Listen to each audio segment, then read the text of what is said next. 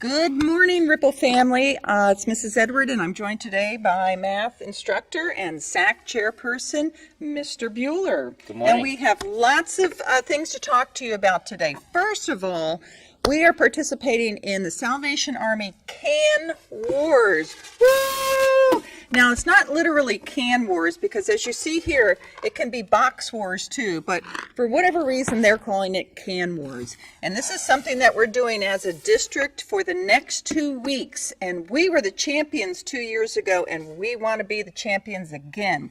So, students, bring something from home, whether it's a can, a box, food, something that's not perishable. That means it won't spoil. Like, don't bring eggs. No glass. And no glass. Yeah. Eggs will spoil, lunch meat will spoil. But bring some things that are in cans or boxes. And what we're going to do is collect them in the math classes. And the math class that collects the most, as it is related to the number of students, is going to have a chipnator. Chipnado. Chipnado. Yeah. What's a chipnado? I have no idea. I don't either, but let's find out. So, students, Can Wars is starting today. So bring your stuff in from home and let's help those in our community that are less fortunate. All right, number 2. Students, you're in school to learn. That is your job. And we check to see how well you're doing at your job every month or so by giving you some assessments. We took the baseline STAR assessment at the beginning of school, and we are getting ready to take the end of quarter 1 STAR assessment for reading and math. And also, we're going to be taking Compass Science for 8th grade and Civics for 7th grade. And do you know, Mr. Buehler, that we track that data? Yes, we do. Yes, we do.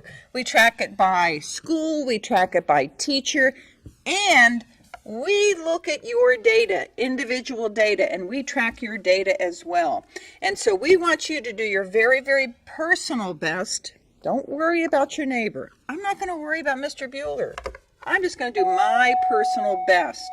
And if you do make a gain from the beginning of baseline STAR to quarter 1 STAR, Mr. Peters is going to get you a free slushie in the cafeteria. That sounds like fun, doesn't it? Sounds excellent. Do you have any suggestions for students when they're taking the assessments? Yeah, students, remember the STAR test is an adaptive test. So the harder the questions get, that means the better that you're doing. So if it gets hard, just keep going, finish strong, and do your best. Awesome.